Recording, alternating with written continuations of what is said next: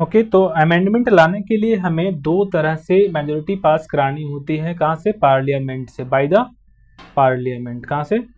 Parliament से। दो तरह की मेजोरिटी, एक होता है सिंपल मेजोरिटी, एक होता है स्पेशल मेजोरिटी। किसी भी अमेंडमेंट्स को, किसी भी बिल को पास कराने के लिए हमें दो प्रकार की मेजोरिटी चाहिए। अब वो बिल कैसा है उसके नेचर के ऊपर डिपेंड करता है। ठीक है, तो हम लोग जानेंगे अभी सिंपल मेजोरिटी को। So some part of the Indian constitution can be amend through the simple law passed. Means कुछ ऐसे कॉन्स्टिट्यूशन अमेंडमेंट होते हैं जो सिंपल लॉ से पास हो जाते हैं, सिंपल मेजोरिटी से पास हो जाते हैं। और वो सिंपल मेजोरिटी वोट कितना होता है? Over 50 approval, means 50%। जो भी हमारे मेंबर ऑफ पार्लियामेंट होते हैं, जो भी प्रेजेंट होते हैं मेंबर, उनका 50% वोटिंग अगर हो जाए तो वह बिल पास हो सकती है। And it is voting is sufficient without any special procedure, और उसमें कोई स्पेशल प्रोसीजर की भी जरूरत नहीं पड़ती है। Okay, and this allows flexible changes in matters like creating new state. और ये जैसे कि कौन से मैटर में काम आता है? जैसे एक नया स्टेट बनाना हो, ठीक है, उसके बाउंड्रीज को थोड़ा बढ़ाना हो या फिर कुछ अलग नाम देना हो कि ये बाउंड्री इस स्टेट के अंदर आती है। तो अगर ऐसे चीज़ों को हमें चेंज करना है अपने संविधान में, अब अमेंडमेंट लाना है, तो ये आसानी से चेंज हो सकता है। Only 50% of their total population, total members who are present in the parliament, जो पार्लियामेंट में मेंबर प्रेजेंट होते हैं उसके 50% अगर वोट अगर आपको कर देते हैं तो यह चीज़ें पास हो जाती है।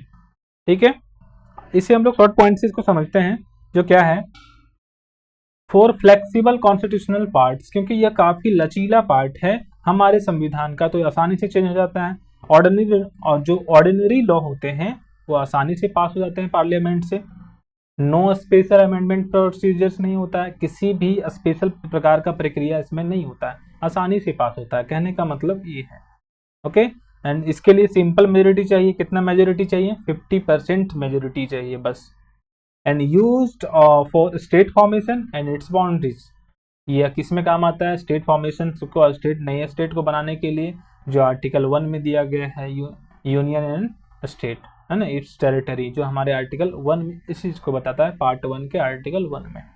ठीक है, सो स्टेट की फॉर्मेशन एंड इसके बाउंड्रीज के फॉर्मेशन के लिए अगर किसी भी प्रकार के अमेंडमेंट्स लाई जाए तो वह जो है अमेंडमेंट आसानी से हो सकती है बिना किसी झंझट से। मीन 50% अप्रूवल बस चाहिए। तो हमारे टोटल कितने मेंबर हैं बाबू पार्लियामेंट में? कितने हैं? 545 हैं। लेकिन इलेक्शन जो होता है वो 543 के ऊपर होता है। कितने के ऊपर? 543 के ऊपर। लेकिन इसमें से जो 50% इसमें वोट देगा, मीन्स 50% मीन्स का कितना हो गया? इसका हाफ। 543 का हाफ कितना हो जाता है? मीन्स 2 2 जा 4, 2 7 जा 14 एंड समझो अगर 272 लोग, कितने? 272 लोग अगर इसमें साइन कर देते हैं कि यह बिल पास होनी चाहिए तो आसानी से पास हो सकती है। और आपको बता दें कि जो भी गवर्नमेंट लड़ती है, चुनाव लड़ती है, इलेक्शन में लड़ती है, इलेक्शन में फाइट करती है, तो वह चाहती है कि हम कम से कम, हमें अपना गवर्नमेंट बनाने के लिए कम से कम 50% वोट चाहिए, 50% से +1 वोट चाहिए।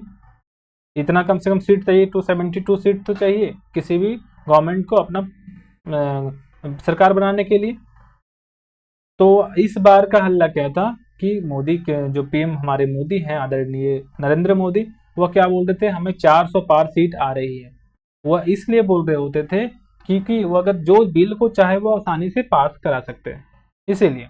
तो 272 क्या 50% मेजोरिटी है पार्लियामेंट की, जिससे कि हम लोग किसी भी अमेंडमेंट्स को इजीली पास करा सकते हैं। ओके, अब हम लोग इसके बाद स्पेशल मेजोरिटी को भी पढ़ेंगे। और आपको इसी प्रकार की और वीडियोस देखने के लिए आप चैनल को लाइक जरूर करिएगा, सब्सक्राइब जरूर करिएगा। और आपको किसी प्रकार की नोट्स की दरकार है, नोट्स की ज़रूरत है, तो आप नीचे दिए गए लिंक में जा करके उसे कैश ऑन डिलीवरी में पा सकते हो, फ्लिपकार्ट में पा सकते हो, अमेजन में पा सकते हो, सभी जगह अवेलेबल है।